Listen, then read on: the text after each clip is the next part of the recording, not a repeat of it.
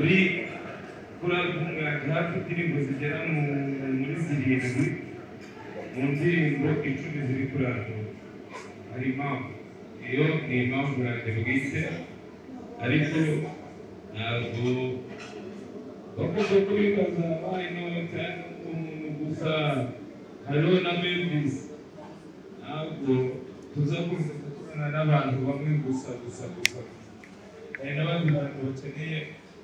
kuba bamenyekana bakagaragara, za mpano baba barakurikiranye igihe kirekire. Mwebwe murabizi cyane kurusha, ariko Melodie ndabizi ko imyiteguro dufite azabereka uwo ari we. Tumva ijambo n'abazigaruka ngaho bari kugikomeza ku bantu bari kuri pano, kugira ngo uri iruhande rwanjye yitwa Younggrace, nawe ari mu bahanzi babarizwa kuri album ya Ibishingwe, umuhanzi mwiza cyane, kugira ngo nawe twamuha umwanya akatubwira kuri album launch, akatubwira ku muziki we, akatubwira n'icyo abishye abafana muri rusange ku munsi wo kuwa gatandatu.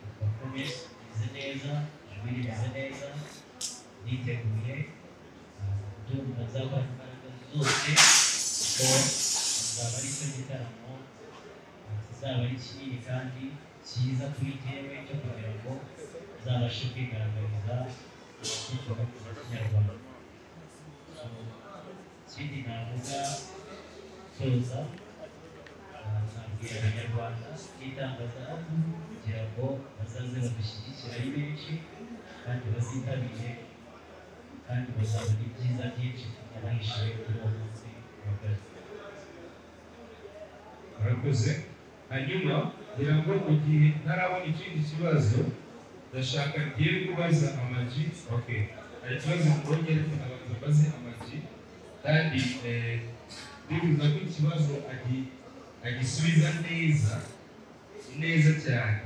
Ubwo ni ikibazo mbarije abafana ko n'ubwo turi kumwe muri Younggrace, nanjye umwe mu bafana ba Amaji de Black. Ikibazo nifuza kumubaza kiragira kiti, mu gukora iyi album yawe Ibishingwe, Amaji de Black ni umuntu twaherukaga mu minsi myinshi yashize. Amaji de Black twaherukaga mu biganiro kuri za YouTube, twaherukaga indirimbo ze ziremereye nka za zindi twumvise uruhinja, amashuri badusaba, twarayarangije indirimbo nk'izo ngizo. Hanyuma Amaji de Black garukanye album yitwa Ibishingwe. Kano kanya ikibazo mubaza kiragira kiti, wihangane ntubaze, mu gukora iyi album nk'umuntu wari umaze igihe atari mu muziki nyarwanda, reka byite gutyo ko twabaga indirimbo za kera, ni iki cyakugoye mu ikorwa rya album yawe, haba muri recording, haba mu gufata amashusho? Hanyuma ni iki cyagushimishije mu gihe wakoraga warecordingaga album cyangwa se wakoraga videos? hanyuma ikindi ni mukubaze cya gatatu muri approach bagiye gukora turabizi ko iyo umuhanzi ari gukora album agenda yiyegereza abandi bahanzi cyane cyane abafite hits kugira album ye igire attention. Mu bahanzi wagiye wiyegereza watekereje ko bajya kuri album yawe, utubwiremo nk'abahanzi babiri watekereje ukanabaapproachinga bakakugura cyangwa se bakabyara. Rero music ni ikintu kiri mu byata kuko iyo nyagiye kujya kuri album yanjye nari ikintu maze kuri album. Abahanzi bashyize kuri album yanjye abahanzi b'ubwoko bwabo, ntabwo abahanzi bose bakorana indirimbo kuko ngira ngo kuri album yanjye hari indirimbo yitwa ibitego nakoranye na Chris na Muburakari Batangaje, ariko ntabwo nkunda hari ibintu bibiri, hari icyo bita karite na kantite. Hari abantu b'abahanzi bameze nka kantite ariko jyewe baba karite, kandi jyewe karite iyo yizanye abantu bose barabizi ko bagiye gukorana. Kuba nicaje hano uyu mukobwa afite iraya hari impamvu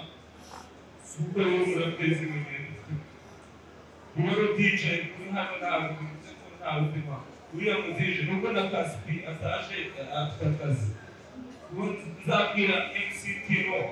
akazaba yabisinze igitaramo cyanjye na Nitapendo si karite kuko twarakoranye ndabizi. Ntabwo nzatobora from nowhere ibya bintu ayo mashuri mudusa twarayarize bantu kwereke diplome tumenye ibyo bintu ibyayo. Niba Firaya afite video ya danje why not ntabwo mu gitaramo cyane. Niba Melodie afite indirimbo yanjye already reka mbabwize n'ukuri chorus y'indirimbo yitwa Ibishingwe Melodie wayiririmba sibyo ubwo umuntu uririmbiye chorus hari impamvu. Melodie afite indirimbo nanjye nyinshi, so rero njyewe ndeba ikintu cyitwa quality kurusha andika. Amashuri yacu rero hari ukuntu agenda make quality na quantity. Hari quality na quantity. Ushobora kumereza uteremusi y'igikoma ugakamurika bibero y'amata afata bibero kuko bibero niyo ifitemo vitamine nyinshi, ukamba igikoma kitarimo n'isukari. So rero ibyo byose birasa na music ukuntu njyewe ikora byari ibyo ni igice. Ikintu cyagoye gukora album yanjye nuko abantu nari nzi ko ari inshuti atarize bari nta kintu kigeze cyishimisha mu bishingwe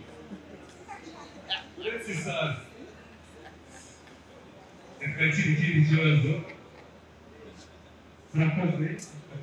kugenda muri ndashaka kubaza amaje reka turebe kuri vibe z'abafana vibe z'abafana. Abafana ba hip hop bamenyereye kwakira ibintu bikakaye bwa buzima hip hop. Reka turebe kuri album yawe ujye gusohora ubuhe butumwa bwihariye kuko tureba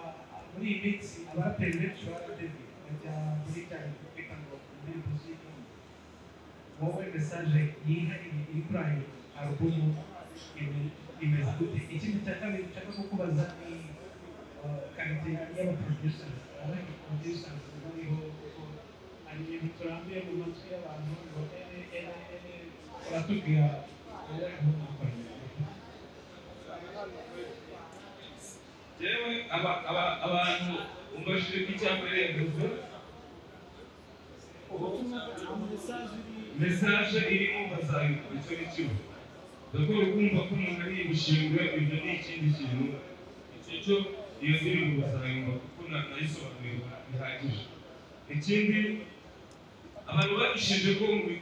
urabura nk'umuntu maje mu muhanda imirongo yera gushiranye urumva watekereza imirongo uhagaze iryo shaza ni ukubabwira ko ubutumwa mbahaye nuko imirongo idashobora gushira mu gihe umwuka wawe utarashira. That's what's up. Sibyo amajimbo afirigo kumva niyo nkuru wakizemo amajuju guhinga amashu kumva wankiza aho hantu ariko wamenye nakoze firigo yose cyangwa ya nyuko wowe kumva ko amajimbo afirigo ni ibyo byonyine ushaka kumva kandi wiga muri pendo wumva gukwinja uzinya barongo. Sibyo so ibyo rero nibyo byatumye birukankanirwa cyane ababwira ko ndinga ngo rero ndinga imbwa yicaye muri siti zabo ibyo bintu byampaye nazira komenti z'amafana jewe nazikuye kuko zima motivation zo gukora ibintu byatanga kuko muramutse mucecetse ntimuzibwire navuga ni ahubwo mubanze mwumva ibyari so album yanjye yitwa Ibishingwe ariko byose biterwa nyine n'ukuntu abafana badushyiraho pressure. Yes. Producer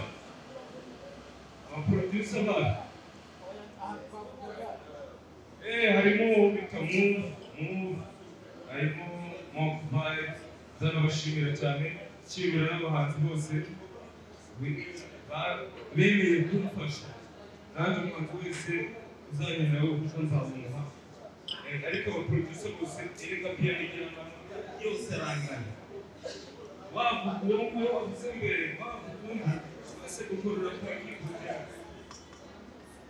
kimwe n'uko ni press conference muri kubona umuhanzi uzakenera gukora album cyangwa gukomeza ikintu cye abanyamakuru ni babandi rero jewe nshimiye itangazamakuru uburyo mufasha harimo n'abanseka ati ntabwo nabo nzajya mbahereza harimo abavuga ati uyu muhungu twamukura ku rwego tukamushyira ku rundi ariko abari hano ndabashimira kuko biragaragara ko muri gusapotinga ibintu by'ubukwe. Yes, murakoze. Dufite ibibazo hano ndabona ibindi bibazo bibiri reka duhere ko hanyuma uramuha nawe abazi kugira bigende. Okay, murakoze cyane. Nitwa Michael umunyamakuru wa igihe. Nashaka kubaza Madine Burak cyutabye nagushimira kugeze kuri album nanjye bagasobanuye ku bijyanye na album y'Ibishingwe y'ababyaye bakatubwiye hanyuma ikibazo bakomeje kijyanye n'abahanzi baba kwegera abakobwa bamwe ntabwo baboneka abahanzi baba bakwiye kuri iyi album. Icyo ni icya mbere. Icya kabiri yagutwaye igihe kingana iki izihe mbaraga washyize kuri iyi album yawe w'Ibishingwe?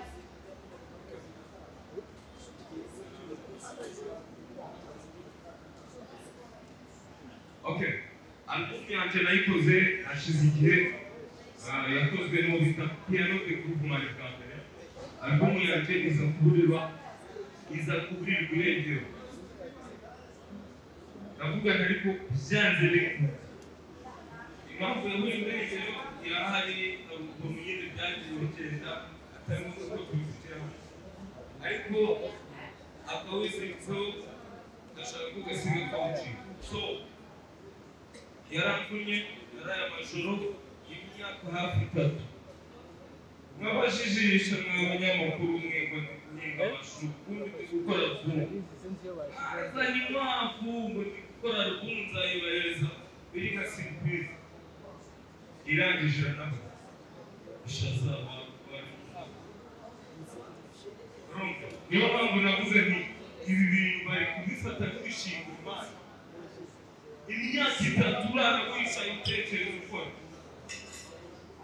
barangiza bakaza bagafata imashini bagatwara nta no kugusigira wenda porojesa so umbajije ikibazo gikomeye nanjye nigushubije mu buryo bukomeye Yes.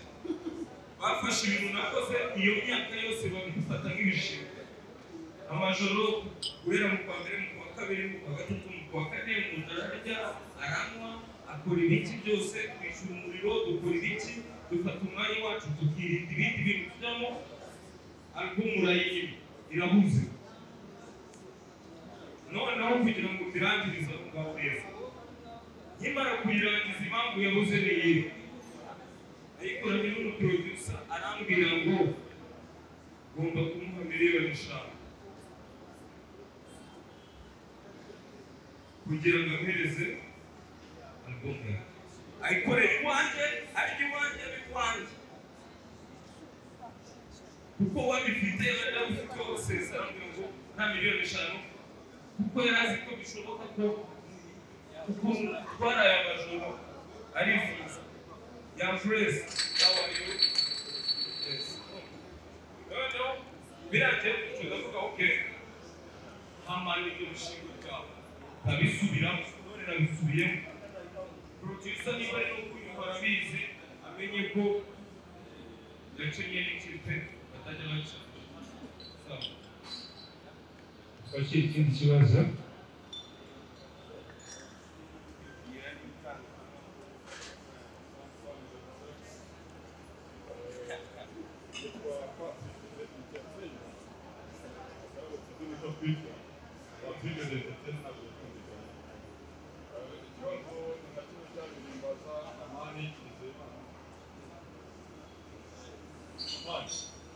Album yawe Ibishingwe ntabwo utagaragara video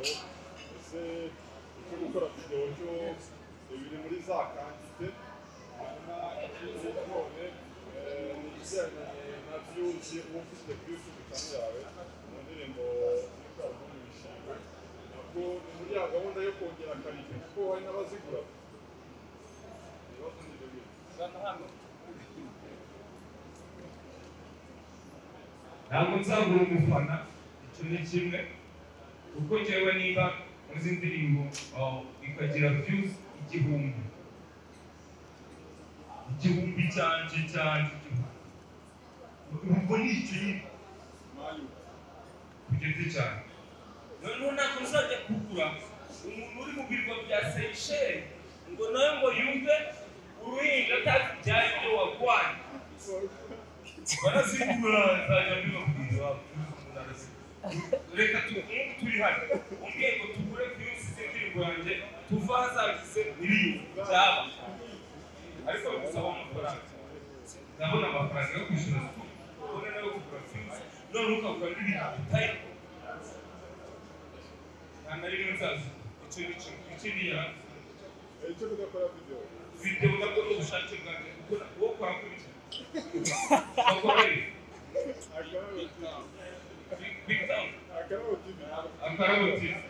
akarabutse ubu nkubajije kuki utakize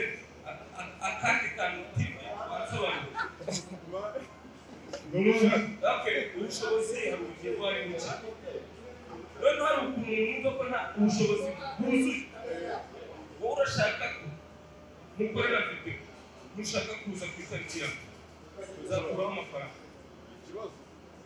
icyo gisubizo ni neza murakoze cyane murakoze cyane kugira ngo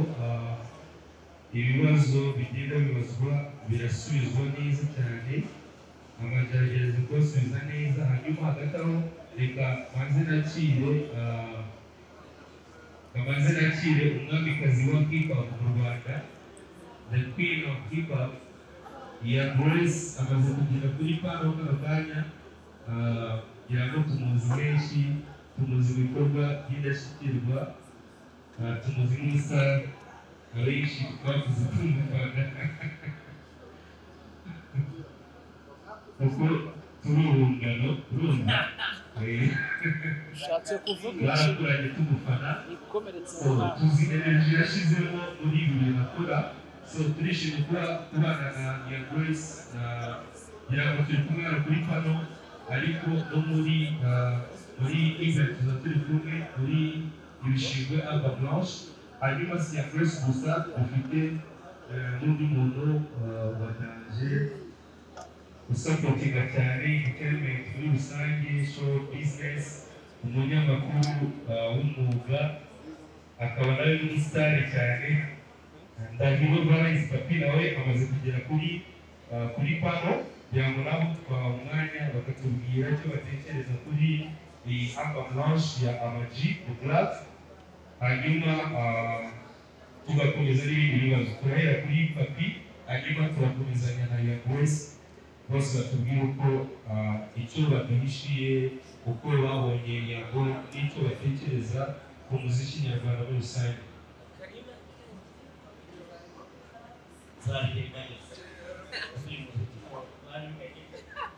Tukabanza nise kure ku banyamakuru bateguye press conference kuba mpageze nkerewe, nuko mufite izindi nshingano z'ibyo nabanjemo, ariko kuko amategeko yacu n'umuvandimwe bavuga ko iyi gahunda agomba kuyigaragaramo, kuko ni igikorwa yatekereje amaze kucyibwira, numva ko kigomba kubaho. So ni iby'agaciro rero buri wese afasha akanya kakaza ahangaha bashima igitekerezo ko twagiye gukora iyo album launch Ibishingwe. Ni ibintu buriya gutegura album launch ni ibintu bisaba ingufu cyane, ni ibintu bisaba amafaranga, ni ibintu bisaba ubushobozi, ni ibintu bisaba abo gusapotinga. Nshima rero ko yaragize igitekerezo cyo kuvuga ngo reka nkoreshe abahanzi b'abanyarwanda, kuko n'ubusanzwe icyo arimo gukora ni music, atagiye yidiriye ko tujya gukora album launch ngo dushake bahanzi bo hanze. Iki ni ikigaragaza intambwe ndetse n'urwego muzika nyarwanda imaze kugeraho. Buriya abanyamakuru iyo tuvuga urugero rwa muzika, arabizi za 2011, 2012, 2013, umuhanzi ariko hano akajya kuririmba i Butare agahabwa amafaranga 80,000 cyangwa 50,000, rimwe na rimwe ntanayahawe. Ukava i Butare n'amaguru wagera amahirwe ugatega ugeze i Nyar. Ibi bintu bigeze kuba kuri Amaji The Black ari kumwe na nyakwigendera Jay Polly. Ikintu bakoze bafashe igicupa cy'amazi kirekire, imihanda saa 7 z'ijoro batwara. Ibyo bintu bitwereka urwego music kuri ubu bimaze kugeraho. Ikindi ibijyanye na hip hop yagiye ifatwa mu bundi buryo, cyane cyane ku banyamakuru bavuga ngo aba hip hop kenshi bakabitirira abasinzi, bakabitirira ibiyobyabwenge, bakabitirira ibintu byinshi. Umunyamakuru yatumira umuhanzi wa hip hop, ikibazo cya mbere yamubazaga n'abaza ariko se kuko washinja kuvuga ibiyobyabwenge. Ariko uyu munsi wa none aho tugeze mu iterambere n'aho itangazamakuru rigeze, nshima ko umuhanzi atakibasha guhamagara muri radio presenter cyangwa se TV presenter wangana iyo ndirimbo. No, buri wese afite uburyo bwo gucuruza ibihangano bye bikamutunga. Ikindi buri wese yabashije gusobanukirwa ibijyanye n'ariyo, buri wese yabashije kumenya aho music nyarwanda igeze. Ubu dufite abahanzi b'abanyarwanda baturuka mu bitaramo hanze, ibindi bigashoramari cyangwa se abanyamafaranga cyangwa se abayede, batari bumva ko iba ari ibintu ushobora gucuruza ndetse no kwikabishoramo kunguka. Ababyumva ni bake cyane, ariko kubera neza, kubera imiyoborere myiza, kubera itangazamakuru ryiza, kubera kuvuga neza ibya music ndetse no kugaragaza imbogamizi abahanzi bafite. Ibi byagaragaye cyane cyane muri corona, wasangaga abahanzi babayeho nabi, nta gitaramo gihari, nta n'uri umutumiye ngo dusangirire aha, agomba kuba hacunganwa nuko YouTube iragira ikimuha no kugira ngo ajye kubona amafaranga nabyo bitari bukunde, atari monetize, urumva zaramumiyeho. Uyu munsi rero umuhanzi asigaye akora ibihangano bye, yashaka abikore nka Dusabimana Emmanuel, arabishyira kuri channel ye, abe yabasha kumwinjiriza. Icyo dusaba ni uko itangazamakuru ryamaze kwiyongera, ababasha gushyigikira music ni benshi, ndetse n'abajyanama bakagenda barushaho kwiyongera, tukabona ko ibitarashobokaga muri iyo myaka navuze inyuma ubu birashoboka. Ndabyibuka nkora kuri City Radio, hari abantu bajyaga bazana indirimbo kuri set akayishyira kuri SMC, yasohoka igahita ishyirwa mu gatebo k'imyaka batayikora. Kandi umuhanzi kugira ngo anategagere kuri bayishyiraga mu biti Ibishingwe ntabwo umurongo yitwa ibishingwe ayo mateka tugomba kuyavuga ni abanyamakuru twagize n'uruhare abakobwa bakazamuka babanje gusamba ariko ubu ntibikibaho byabagaho se byabayeho bavuga byabayeho abakobwa bakabasambanya umuntu udafite amafaranga ntakiriho ibi ngibi ndabivuga ubaza Younggrace yamufata nka mushiki wanjye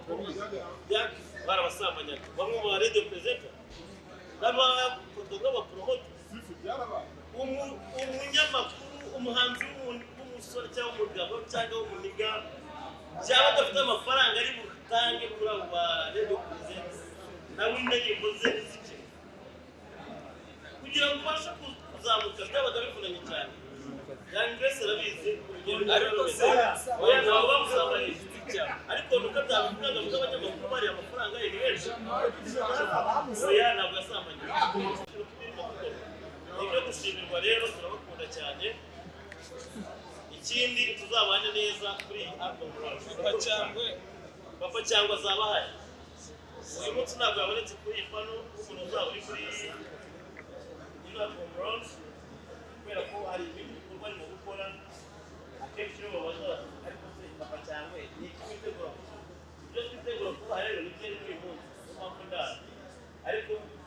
mu gitaramo tuzaba turi kumwe iteka bamugisha abakoze Ndashimiye Papi Younggrace Papi kugira ngo muri introduction yawe ntabwo nari navuze ko ari Younggrace Papi niwe ubu mujyanama official wa Papa Cyangwe kugira ngo murabona ko Papa Cyangwe hari uburyo arimo arakora ibintu bye neza muri iki gihe nabyo twakomeza kubashimira hanyuma reka dukomereze kuri Younggrace Queen of Hip Hop nagize tubwire Willow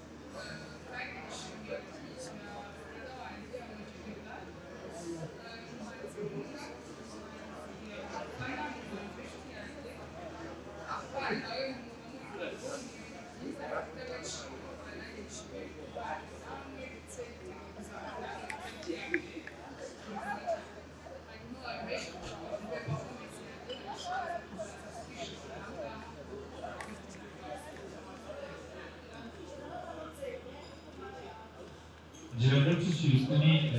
Younggrace turamushimiye cyane kuba yabashije kubana natwe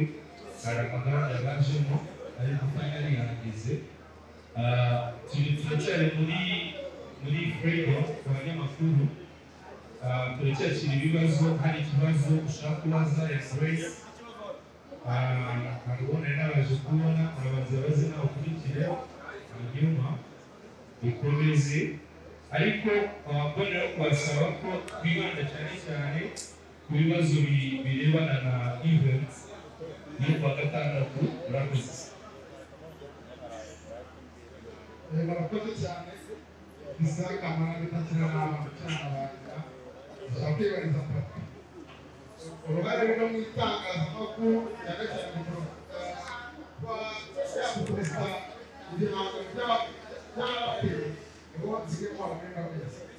uruhare rwa nyuru ikindi bakose mu banyamakuru gutanga ingero kuri ubu ngubu bizeye neza ko abakobwa barimo barazamuka bashaka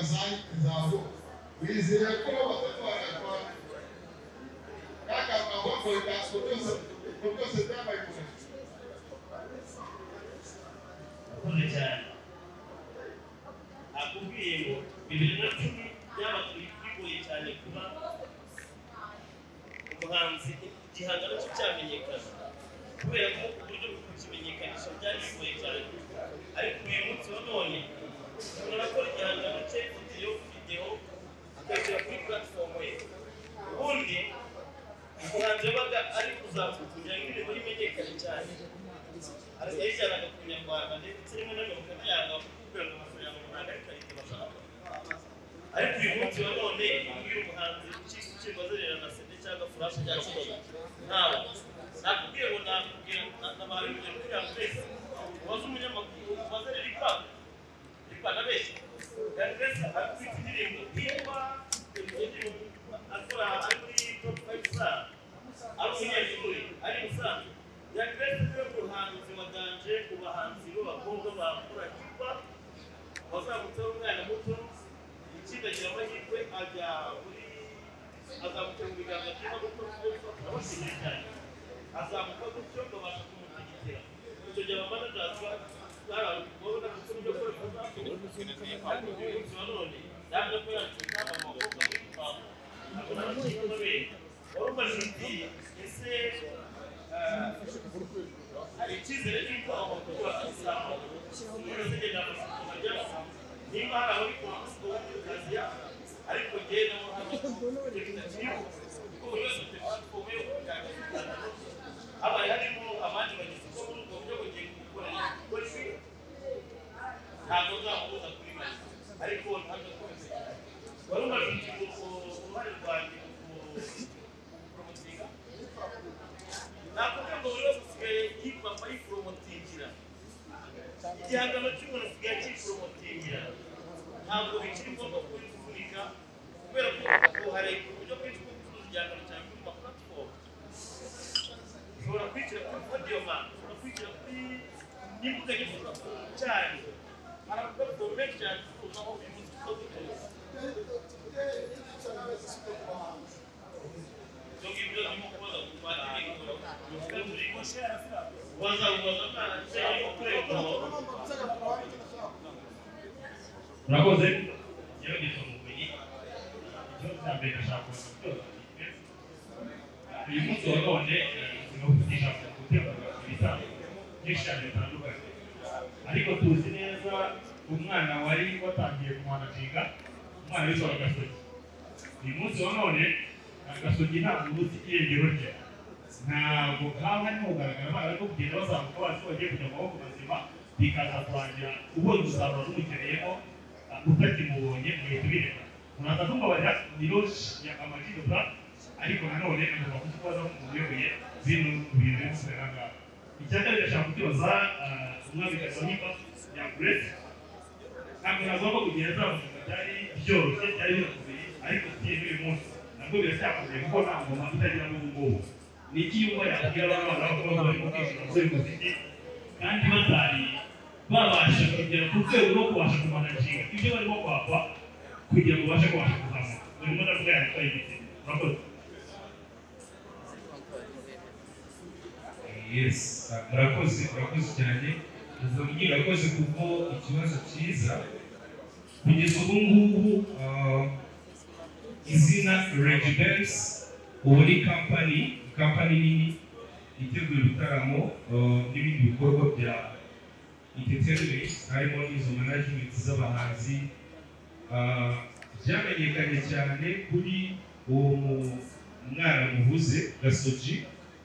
Gasogi mu by'ukuri dutangira gukorana nawe kugira ngo mwabonye movement twakoze twatangiranye nawe dusapotinga impano ze turamufasha mu byo twabonaga ari iby'ibanze ariko nyuma yaho gatoya twasanze Gasogi mu gihe yari arimo atarakeneye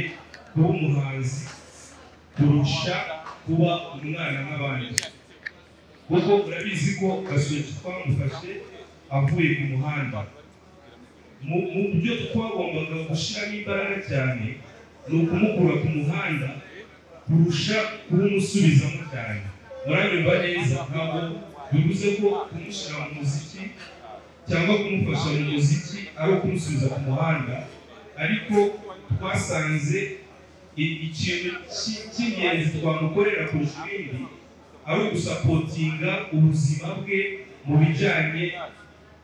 n'imyigire akajya mu ishuri akiga neza akazamuka akaba umwana muzima akava mindset zo ku muhanda akazivamo ko hari umuntu wabanye nawe cyane urabizi umwana wakoze hip hop ku muhanda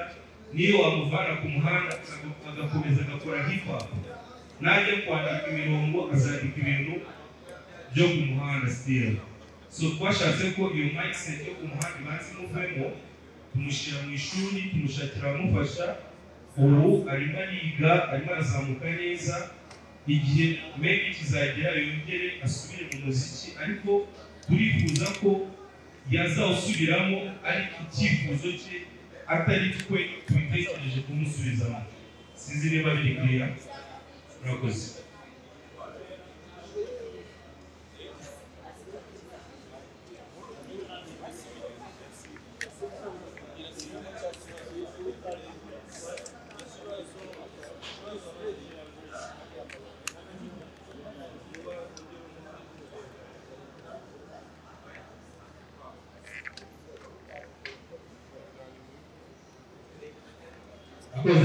nabajije ngo Younggrace kuva muri za 2010 tuzi neza ko ibyo bibazo byose mwagiye guhitamo, ntabwo ngiye kubaza ngo ese nawe warabyapfuye kugira ngo bize kuba ntabwo birangiye ibyo ngibyo byari byose ntazo wanyuzemo kandi kitakirimo nuko wageze kuri success. Ariko uyu munsi wa none hari abandi bana barimo kugenda bakora ibyo bintu, ariko sometimes ugasanga ashobora no kwanga kubitanga akaba yanasubira inyuma, akaba n'abandi babitanga bikarangira amashuka atageze n'ahagera. Inama watanga kuri abo bana b'abakobwa barimo kubyishoramo batari bageza ku myaka yo gutekereza mu bwonko bwabo kuva mu cyana gatatu.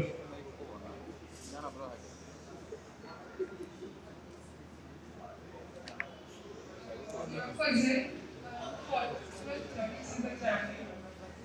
bisa nk'uko PAPY Younggrace Opera bivuze kuriya umuco wa kera utandukanye n'ubu kubera yuko PAPY ubwabo utambutsa na CD uretse ko udasohora n'indirimbo ugafata moto ukajyana kuri flash ujyanye CD ukajyana kuri Kiss FM, kuri Kenda, kuri Contact, kuri Radio WhatsApp, byose uzenguruka na CD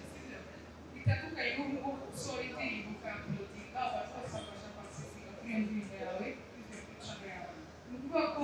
ibintu byo myaka ishize bitandukanye n'ubu ngubu. Ni ukuvuga ngo ubu ngubu nk'uko PAPY yari yavuze, ruswa ishingiye ku gitsina ibagaho cyane. Iyo rimwe na rimwe utafite ikofi byabaga bigoye, iyo utatanze iyo ruswa ishingiye ku gitsina nabyo ntabwo hari bakupagiraga. Gusa biratandukanye n'ubu ngubu kubera yuko umuziki bimaze kwamamaza no gusobanukirwa umuziki icyo ari cyo, kandi iyo ufite umuziki mwiza urigura. Navuga ko inama nagira abana b'abakobwa nk'uko wabimbajije ni ukwigira no kwiyubaha, kubera yuko ufite impano, ufite ibihangano byiza ndetse n'ubushobozi yarutwa ndetse n'ubundi leta nta kimaze ubu ngubu bifite akantu keza kariho. Nababwira gutinyuka no kwigirira icyizere, kubera ko byose bifite bimaze ko ubuyobozi nicyo cyari ikibazo cyane.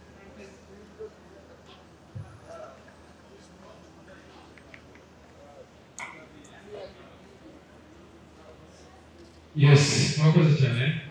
Ikibazo cyanjye ko twajya kuzuri passing the basic I don't tala. Amanji nakuzi. Ariko kubebera. President azokubayo. Kini cyane.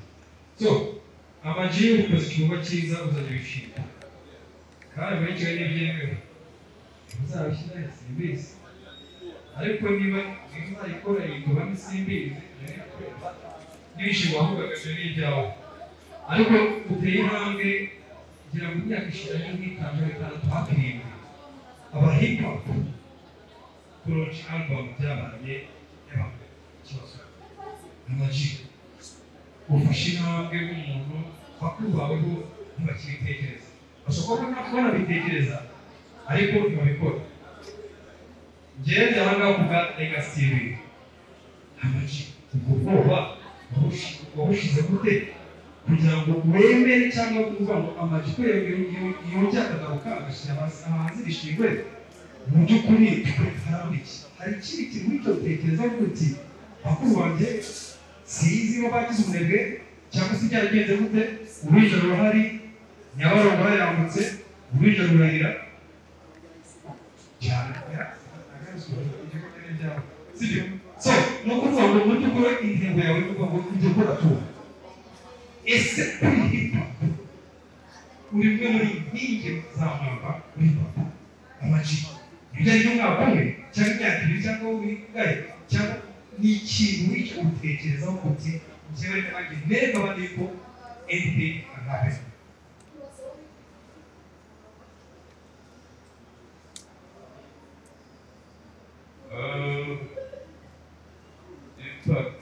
Nari nari mukumbuye ariko nimba wahurura ibishingwe nakwita isazi kuko igihe umubwiye ngo ibyo bishingwe uzajya kandi urabizi ko hano biri isazi ubwo rero barangije kumenya ibyo ari byo ariko ntabwo ugiye gukorera kuri puresha y'abandi bantu bo hirya no hino ngo ugiye kwereka runaka iki jewe mu bintu umurongo wanjye ntabwo ko runaka yakoze iki nkora iki cyangwa kugira ngo nemeze uyu umureka nkora iki. So rero njyewe kuba hashize imyaka twasohoye za EP buri iki ariko hari abafana dufite bakumbuye kubona igitaramo kitagiye kwinvestinga kuvuga ngo umuntu wemvestishe muri icyo gitaramo ni kampani igiye gucuruza inzoga runaka igitaramo cy'umuhanzi nyamuhanzi ku giti cye. So ntabwo rero kumbwira ko ndi umuhanzi kumbwira ko nteguye igitaramo ndumva nta kintu gikomeye kirimo ahubwo abaterankunga ndabashimira wegera ukamubwira wagwa ukamubwira uti nyamara ikintu nabonye muri situwasiyo ndimo cya mbere ni ukugirwa inama. Ibishingwe nzahera nshingira muri sita iyo naza kugirwa inama nayo kwirunjura nk'ahandi Nyagasabo urumva bivuze ngo hari umuntu ugufana ariko kubera distance hariwe gataza Nyagasabo hari n'uwanyagasambu ukukeneye bivuze ngo rero ugiye gukora tuwo ntabwo rero honyine nzabashingira abantu b'i Musanze Rex arabizi birimo nabyo ariko reka tubanze byabo urakoze. Ikindi kibazo ngira ngo niba nta kindi kibazo gihari hari ikibazo yerekana n'icyakire hari ibibazo bibiri hari Emi hari n'undi hari inyuma batubyakire kuri byombi. So rero ntabwo ari ibibazo ikintu cya mbere nishimiye no kubona Younggrace ari kumwe na Majibe ntabwo mani nicyo kintu cya mbere kivuga ko muri industry yacu no kwivira yawe kumushyigikira ni ibintu mbaho ariko kubona umuntu nka Younggrace azihasoye umuziki azihasoye uburyo babaye bibi kugeza n'imyaka ukavuga ngo ndacyari ku muntu wanjye nyine nka wa mwana ubyarwa n'umubyeyi ariko umubyeyi uko byagenda uko kose wa mwana akamenya amahoro cyangwa umubyeyi akamenya shaka kuri wowe gusa ariko nanone mwibaza ngo ndemba atari kuhahisha ndemba umuhanzi azakina komedi Majibe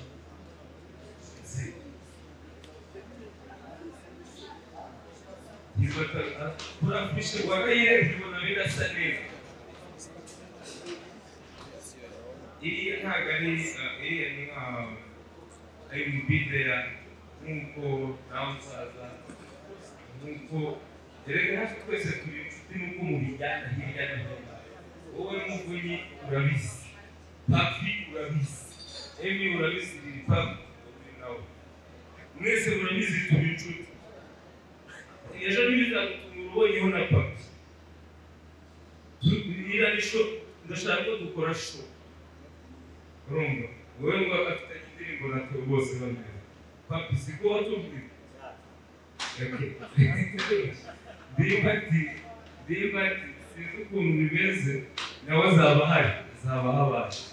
nk'uko namwe mubabaye ndumva cyumvikana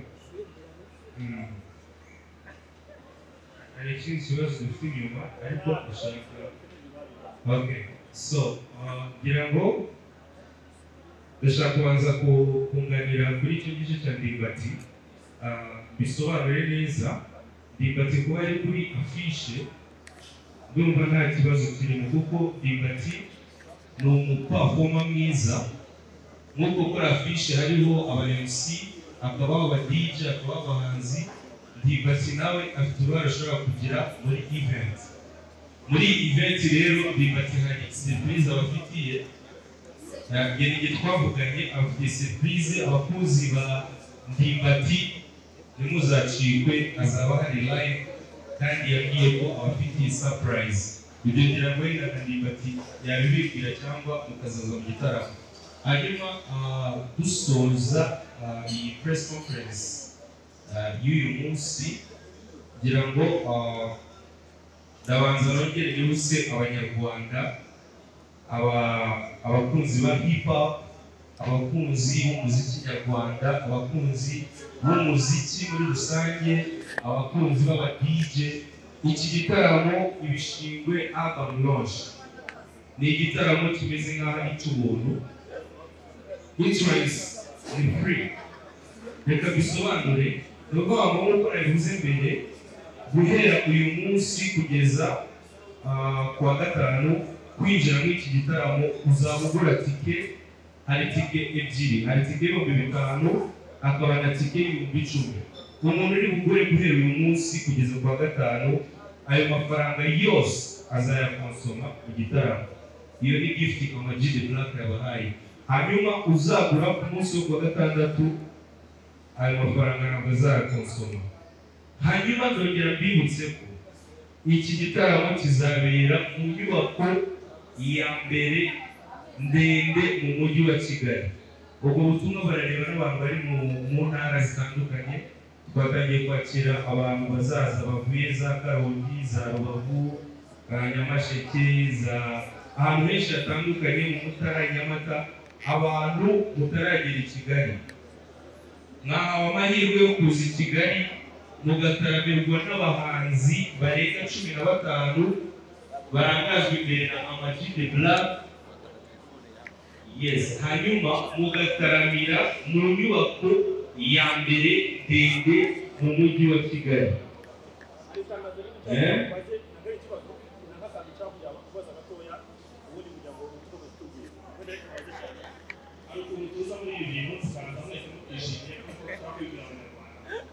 uyu munsi w'amahoro twakwitakaza kandi kugira ngo bayari kugira ngo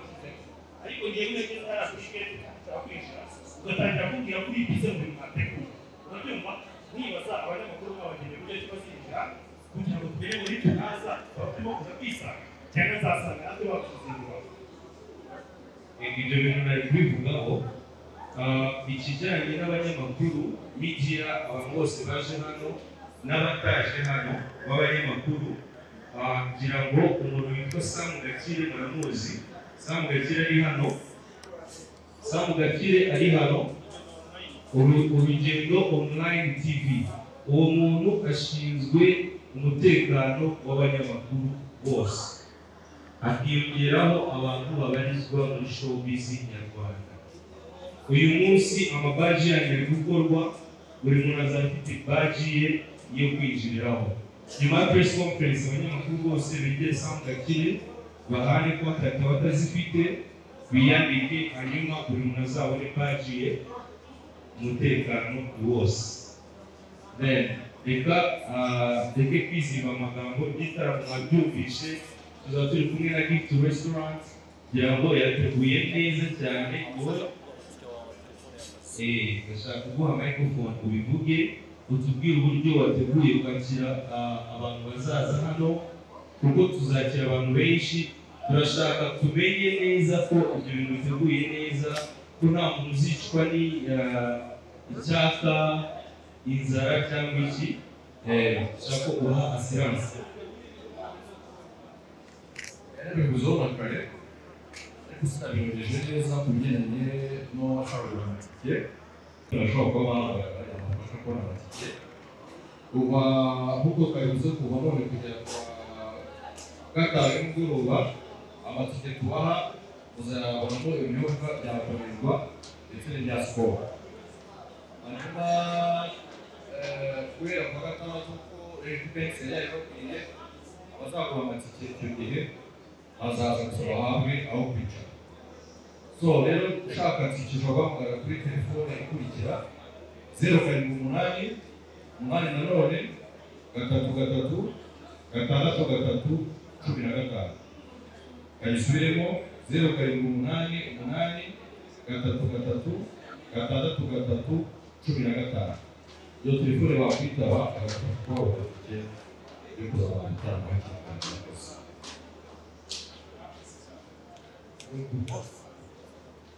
reka dusoze hanyuma hari ikibazo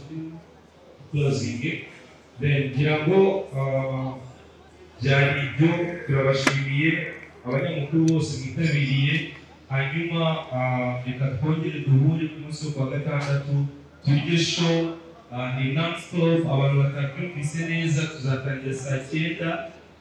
tugeze saa 6 z'ijoro tukaba tugitaramana n'abahanzi twatumiye hanyuma nyuma ya saa 6 tuzakomereza muri gift restaurant hazaba ari after party abayobozi beza Rita Pendo na MC Fino n'aba DJ beza DJ Niyo na DJ Kaspi muramuzi n'abandi benshi ikaze murakoze cyane